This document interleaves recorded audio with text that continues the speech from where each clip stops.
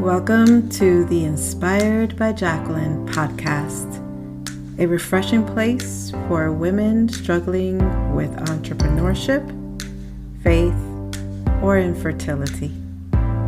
Stay tuned for today's episode.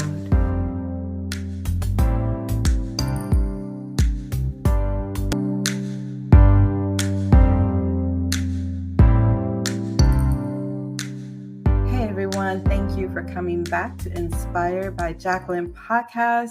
Every single time I know I say it, that it's like one of my favorite special guests, but I'm sorry, I like everyone. I love everyone, and the conversations are just going to be awesome. So I hope you're ready. Let me give you a little bio. As you know, the rest of the bio will be in the show notes. I want to just share something that is important so that you can understand where she's going to come from, and then I will let her elaborate on a few things. So Charessa Sawyer is a mental health advocate, and she's an advocate for event and entertainment professionals. She is an event producer, and she received a master's degree in social work and a certification in nonprofit management services from the University of North Carolina at Chapel Hill, and received a certification in event planning from Atlanta, Georgia. One of the most important things that I wanted to share is that Charessa has an extensive experience in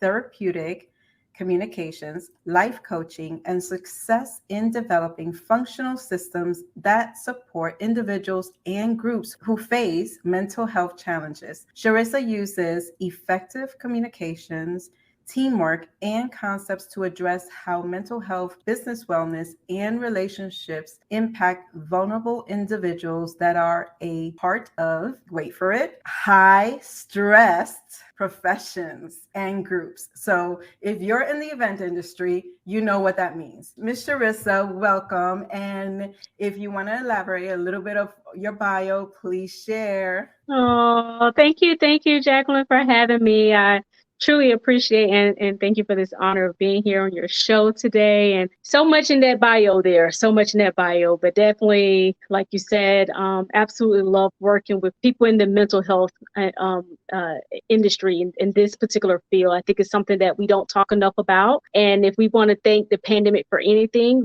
let's thank the pandemic for bringing this conversation to the forefront.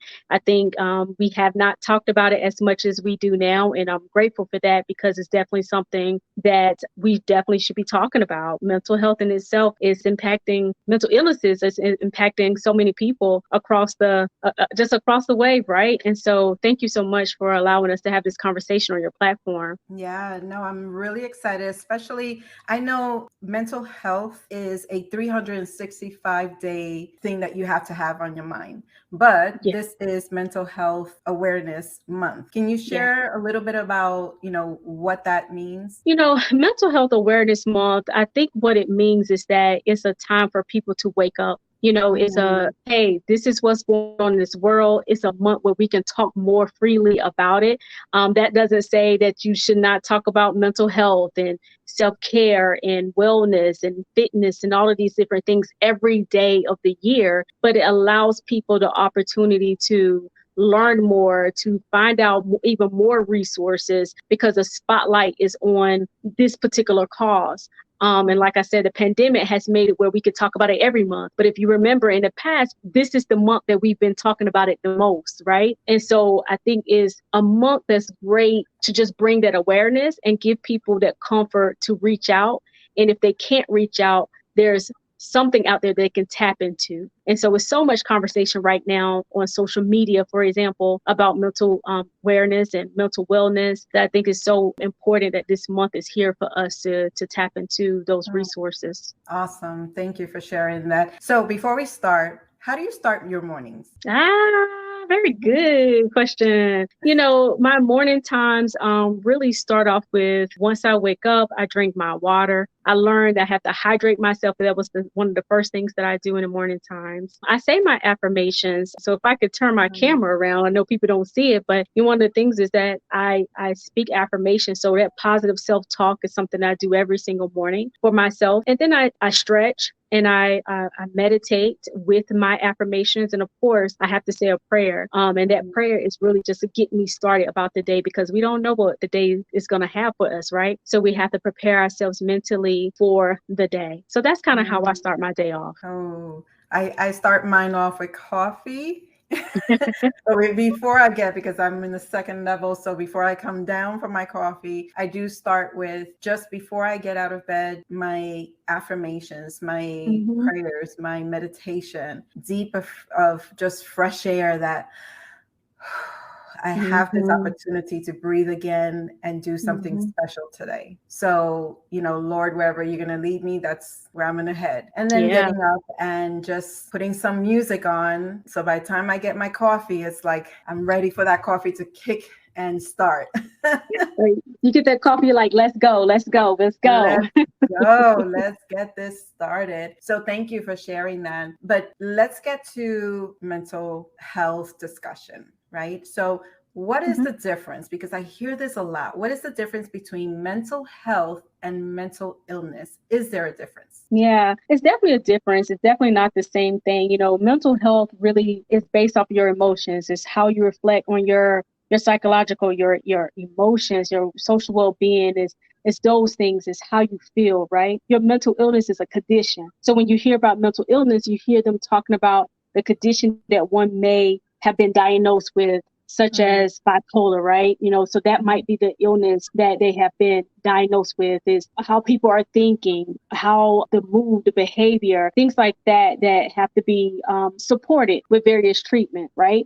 But your mental health is more so of your emotional well-being, your social well-being, and what are you doing to support that piece of it, your emotional well-being. So there's a difference between the two. Okay. While we're on that, what are 3 to 4 top mental health concerns or illnesses that you have seen most in the event profession? In the event profession, what I've seen the most is, generally is the generalized anxiety disorders. So you see a lot of the anxiety disorders, a lot of PTSD coming from various traumas that may have come from something that they've dealt with in their past, and it may be coming up now. Substance abuse is something that we're starting to see more of, especially in, this is an area that I don't really do work a lot with, but I'm seeing in the mental health, in the event profession, that our caterers, our bartenders, a lot of our individuals are dealing with some substance and alcohol abuse concerns and issues. And the same thing with food addictions. So, people who are dealing with bulimia, anorexia, and various disorders when it relates to that. So these are some of the things that we are seeing in the events and entertainment industry. But the mass majority of what I'm seeing is that generalized anxiety disorder that, if not treated properly, can totally lead to some of these other illnesses or conditions, if you will, that we just mentioned just now. Wow. It's so crazy how, we're so surrounded. I also want to mention that you're an event producer, right? So you're coming from 2 different backgrounds of knowing, the clinical and medical piece to it, but also the event producer side as far as what we go through. So, having you here is really extra special for me because, and I mentioned you in several other podcasts, because more awareness needs to be shared throughout our event industry, I feel, especially because there are people that are either suffering in silence because this event profession is so fast paced and so much that we are doing that we don't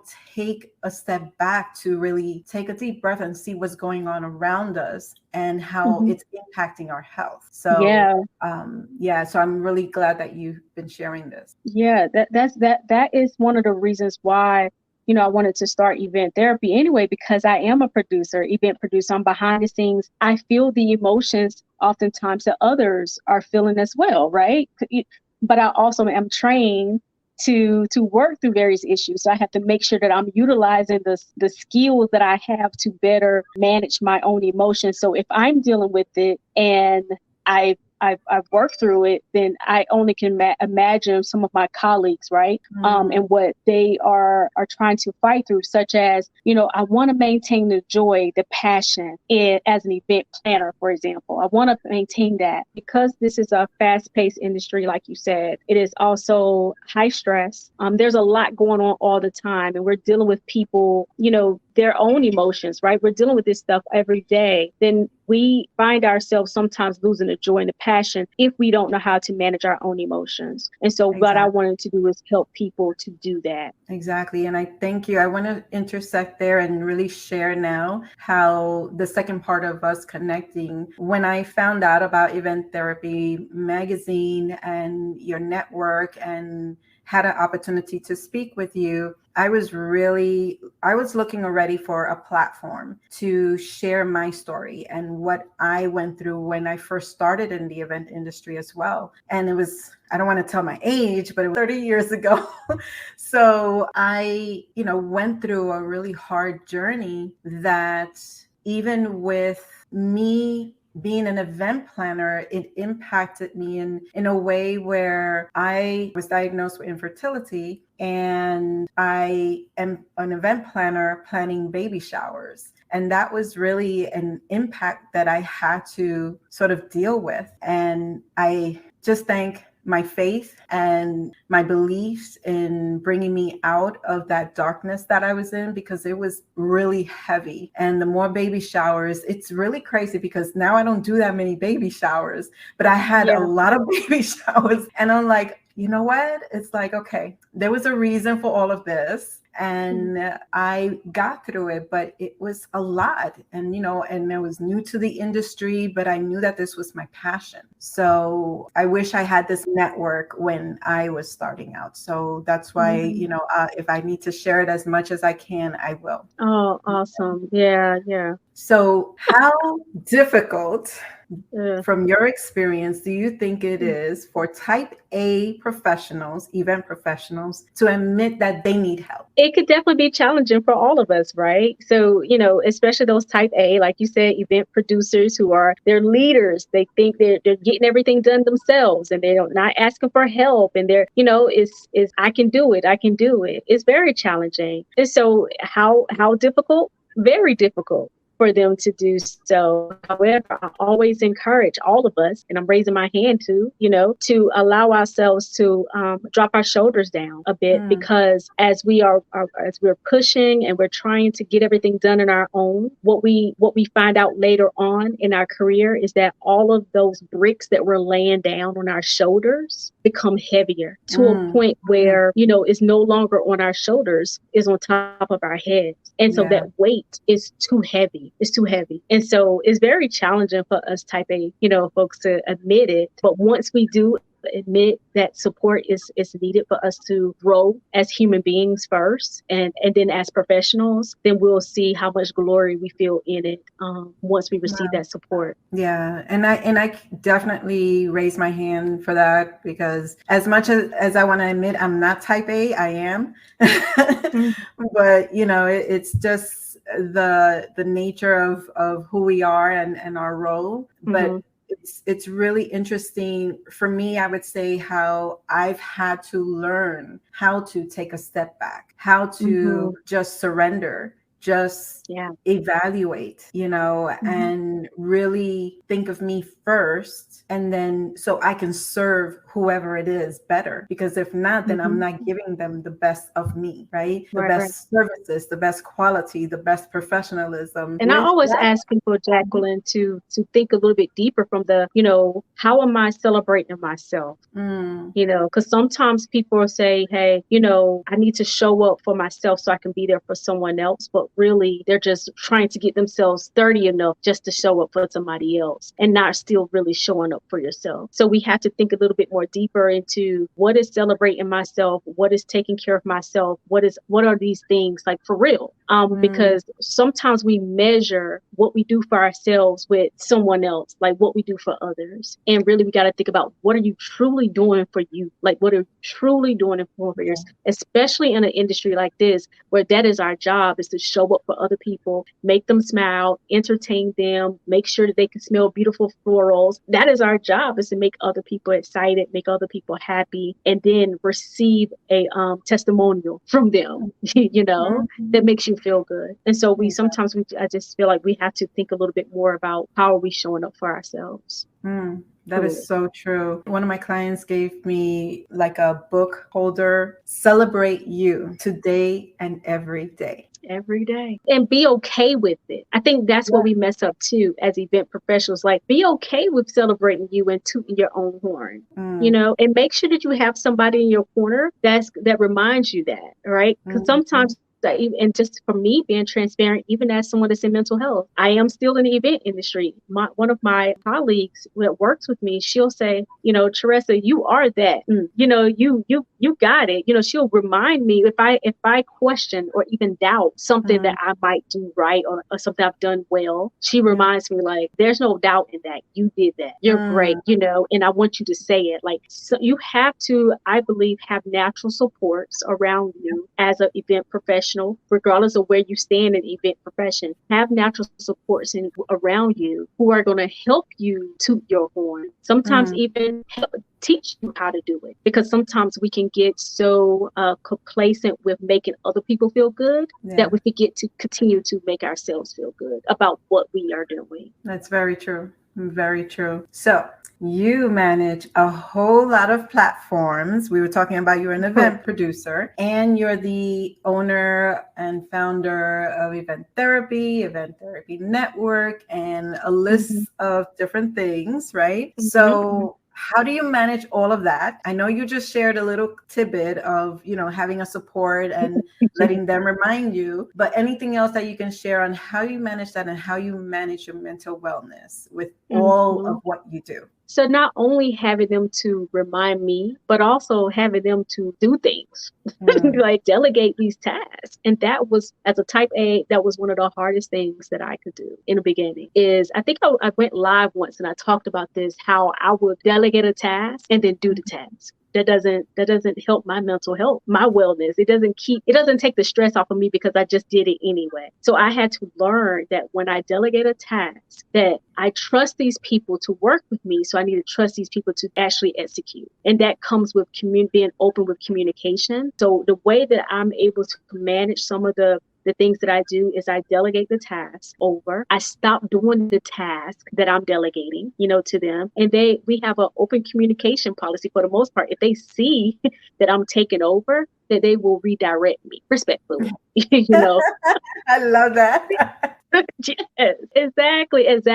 And I had to be okay with that, because I know that I'm that type of person. And if I keep doing that, then I will become so overwhelmed that none of the things that I'm doing will bring me any joy at all, because I'm just working in it, And so that's how I keep things under control. And then also I listen to my body more so now than ever. When I feel as though Charessa needs to stop, Charessa has learned that she needs to stop. And I sometimes have to have other people who will tell me, like, you are at that point where you need to slow it down. Again, those natural supports. So I can't be on social media all the time, even though it looks like I'm on there all the time, but I have a social media manager that helps me to run my social media. I had to sacrifice and I had to put dollars into what I wanted to do if I think I'm going to do all these different things, and let go a bit. So that's how I manage as much as I can. And then I try to be real with myself. Again, what I can't do, I can't do, and you just cannot do right now. I'm be real with you. And that's how I also manage my mental wellness. And it can be challenging, even for me. It can be challenging, but like you asked about my morning routine, I start out like that. I also have a midday routine, especially when I'm under the clouds with trying to get an event taken care of. I have to stop in the middle of the day. I had to. Recently, I went live and I talked about having a recovery day. I try to make sure that in my schedule, one, if nothing else is designated on my schedule, I designate myself time for me. I do the best that I can with that. Even when I'm under it all, I try to do the best that I can for that. My meditation is so important. I have a stress ball. Baby, I use that stress ball all the time. Okay. I use that stress ball. I definitely do. Like, these are the things that work for me to keep me as under control as possible. And then I try, again, the last thing is like being real with myself in a sense of, though you are a mental health professional, you are still human. So you're still going to feel. So don't take away the fact that all the things that I just told you may not work for me every single time, because I'm human. It's not. Right. So that's just being real with me. I had this similar conversation with someone, and they said, if you don't listen to your body's going to let you know, and it's going to stop. So if you don't stop and listen to your body and watch for the signs, it's going to let you know whether you like it or not. So, everything of what you shared is so important, is just to listen and watch and to create these delegations, to create these schedules that will help us, especially like the recovery. That's like all set in stone for me. It's like I turn off everything. The phone is silent because I know that my partner, if someone's trying to contact me, they'll contact him. So if it's an emergency, like I'll still know. But still in that, I know I need it, because if not, then my body's just going to shut down. Yeah. So the other piece, Jackie, is to know your triggers, right? So that's something I think that we don't talk enough about. And another reason why I think it's so important for this conversation is because only you know what triggers you. And if you don't know, begin to start doing research on you, right? On yourself. What triggers anger? What triggers sadness? What triggers, these type of emotional disturbances? What are the things for you? And then what are the things that help you to recover from those things or to feel better? Right? I know this is a funny thing, but it's a real thing, and everybody's like, Charessa, really? But like in the event day, what would trigger me is wrinkled linen. That is the most weirdest thing for people. But it does trigger. It triggers something in me. Like, what? Like, especially at hotels. Like, come on, like, what are we doing here? So that would trigger. So that was, that's something funny, but that does trigger me. And I know what will help calm me down outside of getting the wrinkles out. I'm one of those people that I have to step aside when I feel myself becoming upset or becoming whatever. I have to step aside. I also like to fold clothes when I'm upset. It's that kind of like a repetitive thing that I do. So I've learned that certain things trigger certain emotions in me. And I think that that's one of the things that we have to start getting to know. When we say getting to know ourselves and being there for ourselves, a part of that is getting to know what triggers you and then what supports you. Those are the two big things. Yeah. So true. And I'll add to what you share to really bring it from my perspective. I learned that disrespect in the work that we do. I see your eyes, Charessa. Yes. Do I say more? No. Disrespect. I am the most patient person, even during event production. The most patient and the best person you would like on your team, because I am calm and collective through all of it. But disrespect and a lack of teamwork, my solution for that, okay, let's switch it up. I'll take that event professional and you take care of something else. And that's been working. And then you lose joy and you lose passion of what you're doing because you're so focused on that negative piece, right? And so the big thing is what you just said. The solution of it is to do this. We're problem solvers, right? As event producers, planners, wedding planners, one of your big jobs is to solve problems, right? and to do it with grace, to just get it taken care of. And so to Right. do that for yourself is to, hey, when somebody is disrespectful, this is the solution to that problem. And so Mhm. you already know, you know yourself enough to know that you cannot take this, therefore this is what needs to happen. Right. And that helps us with our mental wellness, right? Is to Yeah. by understanding who we are and what we can take and what we cannot take, being real with ourselves. So true. So, a fun fact. What do you do to take a break? Do you go on vacation? What do you like to do? I do love going on vacation. I love the water. The water is like Mm, the most peaceful place for me. I don't like to swim. I just like to be by the water. Like yeah, I I don't just want to. swim, but I feel the same way. Yeah. Yeah, that's my thing is to go that type of vacation anywhere that there's water where I can be, sit on the sand and look at the clouds and just determine what animal is that. Like these are the things that helps me to escape. And Awesome. if that's what I do. I like those type of vacations. I definitely agree. I love the sound of the water. That brings me such an energy of peace that it's, Yeah. and I'm afraid of the ocean, but I will go by it, but not go in it. And it brings me a peace. Going into it brings me terror, and hearing it brings me peace. So knowing your boundaries there. Very good. Very good. So what are 3 things that help you relax? So, aside of water, you know, helps me to relax.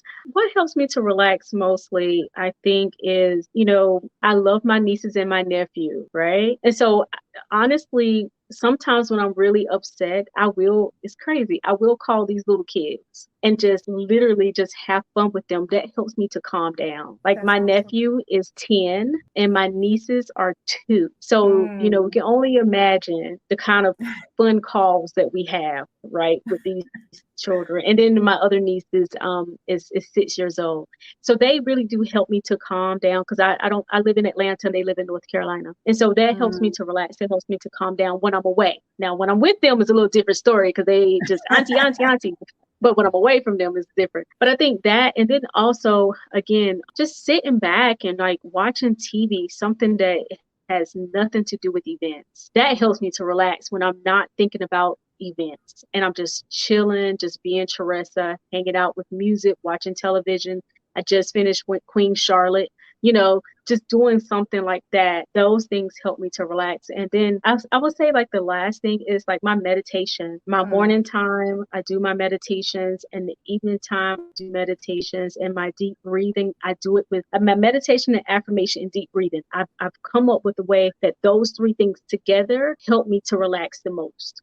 And Mm. so they really putting those 3 things together really removes a lot of the stress from me. Those bricks I was talking about earlier, the bricks that fall on your shoulders, Yep. it really helps me to remove those things from me. Wow. So what are 3 tips that you would share with our listeners on how they Mhm. can, other than what you've shared, anything else that they can check off checklist? Is there anything, an app or somewhere that they Mhm. should look into? Yeah, so I always kind of go away from like, hey, go to this, create a checklist because some checklists can be intimidating for Mm-hmm. people. But what I will say is, there's a couple self-care strategies that you can use. I have a book that's called, not my book, but it's another book called Note to Self that I do Mm. use, and I would encourage others to find this book. I forget. I'm looking around to see if I have it right here. Actually, I do. Hold on just a second. It's called Notes to Self. And Mm. it's a journal of self-care and it has various activities in there. So one of the things I would encourage people to do, even if it's not this one, to find an activity book. That activity book may coloring in it, right? Because that's another big thing that helps us to relax, to calm down. But that it allows you to write down like some of your standards, write down your triggers, like you said before. Mhm. These activities allow us to get to know ourselves better, but also find ways to better manage our emotions. Mm. So that's one of the things I would encourage is to find an activity book that has activities in there such as coloring, such as word search, like our magazine, we have coloring pages in it, things like Yeah. that, because those things, it helps you just kind of chill out for a moment. Awesome. So what does self-care mean to you, and How, if anything, does it differ from mental wellness? So what self-care means to me, it means self. It means self-love. It means taking time to experience you. It means allowing yourself to be in control of your time, putting yourself first. That's what self-care means to me. I think the big word of it is the love part. To care for yourself is to also love yourself. And so that's what it means to me. The difference between self-care and mental wellness is not so much of a big difference, I don't think, because your wellness, your mental wellness is, again, paying attention, taking care of yourself, letting everything else going on around you to be secondary to what's going on within you. And they work hand in hand. It's, to me, whatever I'm going to do or talk about that's about mental wellness is going to be the same that I talk about for self-care, self-love, because it works the same for me. Okay. Now, here's a big one. How does social media impact entrepreneurs' mental wellness? Oh, in so many ways. You know what? Social media, it's kind of like when people ask me, do you like Atlanta? Or what do you like most about Atlanta? Or what's the relationship? And I say, well, I have a love-hate relationship with Atlanta. I love the hustle of Atlanta, but I don't like the hustle of Atlanta, So that's social media. We love social media because it allows us to get to know each other, right? I get to know you. I get to watch your platform. I get to support you. All of these great things. I'm learning so much from you and so many others. Social media allows that. But also social media allows us to burn out really quickly because we're so focused on what other people are doing that our mind is going in like double time. We're doubting ourselves because we may have seen somebody else do something the exact same thing that you want to do, but they do it differently. But we thinking they're doing it better, right? Or it seems as though they're getting there faster than you. We begin to, really compare ourselves, and that becomes very mentally draining for us. And then we let go of our boundaries when it comes to social media as well, which again, when you begin to disconnect yourself from your boundaries and you're focusing on what social media is telling you to do or not to do or how you should do, then you become very overwhelmed and frustrated and all types of things. And that's when we talk about stress and anxiety begin to come along. And so social media, again, is a great tool for all of us to use. Right. But it's also, if not used with caution and with safety, mental safety, it can also lead to, depression. It can lead to anxiety. It can lead to so many other things if we're not careful and if we're not utilizing it a safe way. So pretty much it's similar to our jobs being stressful and us not listening to when we need to slow it down, and similar to if we're not listening or have the opportunity to see that we need to pay more attention to our bodies and we're not listening to it. So all of that is all about boundaries and really being careful, because any of those triggers and any of those things can set you back a lot. It could, for sure. Those things can definitely set you back a lot. And especially if you're new to the industry, for example, and you're trying to figure it out. And I think most of us, even if we've been in the industry for a while, we're always trying to figure something out. We're constantly learning, right? And so we just have to be very mindful that social media is social media. It can be educational if you pay attention to the right ones. But it's managing and setting those boundaries. So now here's another fun one. What superpower, if you can have, would it be? I want to fly. So tell me why you want to fly. I would love to fly because, one, you get a chance to just visit and see so much of the world so fast, right? But we live in a world now I call it microwavable world, where we get everything in an instant. If I'm able to fly, I can get there quickly, right? And I can see what's going on around me, and one just like that, just look down and just kind of see the world from a different view. And so as much as I don't like to fly in planes, I still wish my superpower was to fly. So I have a fear of height. I don't like to hike or anything like that. I'm terrified. But once I get to a certain level and I experience something like nature, and like I have a fascination with trees and a love for trees and the transformation of trees. So from a higher or a different site, you're able to see and experience it differently. So for me, it would be a superpower of not having a fear of heights, so that I can get to different levels and experience it better. Do you remember Inspector Gadget? Yeah. So one of the things my team, when they hear me say all the time, like, go gadget this, like, that's one of the things I wish I could do, is go gadget car. And the car gets go gadget, whatever. And it just comes to me, and I don't have to necessarily go do it. So that would be so cool. That would be so cool. Yeah. Oh my goodness. What is the biggest takeaway from today's chat that you hope our listeners take with them? I think the biggest takeaway is owning yourself and being real with yourself, to know that you need support, or to know that even if you don't feel that you need support, seek it anyway, right? Just seek that support anyway, meaning therapeutic support, self-care, all those things are for us to better manage the emotions that we have, regardless. We don't want to get to a place where we are not able to control our anxiety, for example. Go ahead and know what your triggers are. Go ahead and learn what coping strategies are helpful for you, so that you can know how to combat some things that may come about for you. And that part of that is being real with you and taking care of you and putting yourself first, like you said early on in the conversation. Is there something that we haven't shared or discussed that you want to share with the listeners? I think, as an event professional, regardless of where you are in the profession, burnout is real. And so we want to make sure that we are paying attention to how much we are placing on ourselves. And no, it's okay to say no. I think as an event professional, because we want to make the money, or we want to make people happy, or whatever it may be, we end up taking on a lot of work and a lot of tasks. Remember, one big task equals to at least 4 other tasks under that. So it's easy for us to get burnout. And if we don't have the strategies to better reduce that burnout and all of that, then that can definitely lead to other things. So I definitely want everybody to think about what we are accepting and what we are not saying no to, because we're saying no to something, either yourself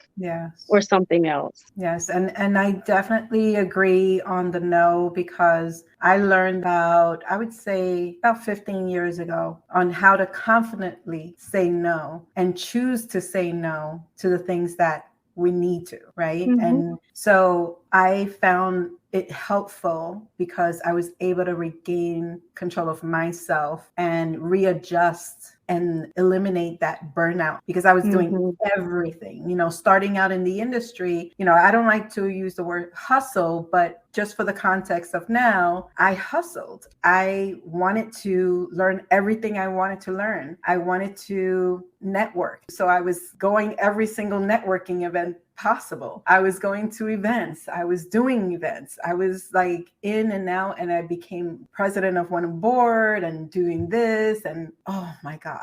A lot. And to this day, people are like, oh, what you doing now? And I'm like, hardly nothing. And I just do 10 events a year now. But what do you do with your time? I still do things, but it's now on my terms. And it's now where I've already gone, and I don't need to prove anything. Not that I was proving anything, but I wanted to see what my purpose was in the industry. Building relationships became a really important feature for me. It was key in my journey. And so the more I kept on doing that, I wanted more, but then I needed to control it, because now I couldn't go. Why was I going to every single event? Like, why? Why? So now I go when I need to go, or when I feel I can, or, if there is a purpose for it. I would love to go to all, but I can't. I have to choose me first and see what makes sense. And so I learned to say that word no, and I can say it with my eyes closed and not feel bad about it. Because that's the other thing. And okay. It's okay. Yeah, it is okay. I had to learn that too. Like, if you talk about how do you control your mental wellness when you got a lot going on, by saying no, and by telling yourself it's okay to say no. It's okay not to go. It's okay to put on my headscarf and watch a movie and not do it because I don't feel like it, or because I just don't want to today. And it's okay for you to do that. Exactly. So if you can share with me all of your platforms and what you would like to share with them as to, what you do on each, that would be great. Oh yeah, for sure. Thank you so much, Jacqueline, for having me. So, my platforms are Event Therapy Network. So, Event Therapy Network was created to address mental health in the events and entertainment industry. We host lounges, we host webinars. We do that for the purpose of supporting our industry as much as we can. We also, of course, host lives where that we try to provide as many resources as possible. We also have our magazine. Thank you, Jacqueline. So Event Therapy Magazine, which was created during the pandemic for the purpose of getting more of this information out there to as many people as possible. And so that magazine comes out twice a year. And we're super grateful for how that is moving. And what else? Let's say I'm an event producer as well. So Jackie said I do a lot of stuff. So I'm an event producer. So and that's with SC Visionary Planet and Production Services. You can find us on Instagram at SC Visionary Services and Event Therapy at Event Therapy Network on social media. So that is Instagram, Facebook, and of course, LinkedIn. You can find us there. And I think those are my biggest platforms. I have a nonprofit too. Oh gosh, did you even mention that? So, No. so I have a nonprofit. It's called Charge Up Campaign. The underlying of everything that I do, call myself the Brown Swan. Everything that I do, it really comes to mental health. And so with Charge Up Campaign, we support cancer warriors and caregivers, and we do it by focusing in on the mental health side of it, of everything. What is it that we can do to support those who are going through cancer and or experience cancer through their loved ones? So that's pretty much who I am. I love what we do. I love the idea of supporting others. I love the work of it. And I do it even as an event producer. We make people smile. And that's our goal. So that's me in a nutshell. Well, thank you so much. And I'll share all of that, all of your platforms on the show notes. And but thank you. Oh my gosh, this was really great. I am so excited always to chat with you, always to connect with you, always to jump on your live to see what you have, whether it's live or recap of it. But I always love to hear what you're sharing because it's so positive. Continue the amazing work that you're doing. It's important that you're setting a path and your journey ahead. Even though you're an event producer, that's kind of like a push to give you that extra incentive to really show people, the mental health awareness is really important. Creating this platform to give of your time to event professionals and entertainment professionals to bring awareness. I give you all kudos and all hands down because it's so needed. One of the questions, and I'll end with that, one of the questions that I asked another special guest was, do you see that the conversations on mental health is increasing? And I would love to hear what you're saying, but I know that pandemic had a lot to do. But even with the pandemic, do you still think that it's enough awareness? It's enough of a conversation, and are people listening? No, I definitely don't think it's enough of a conversation. I think that people are talking about it more. One of the things that I have started talking about is it being a trendy topic where people are just talking. Yes. And that's it. And that's one of my, I want the conversation to keep going, of course, but I also don't want it to just be a hashtag, right? We're not looking for mental health to just be a hashtag because it's trendy now.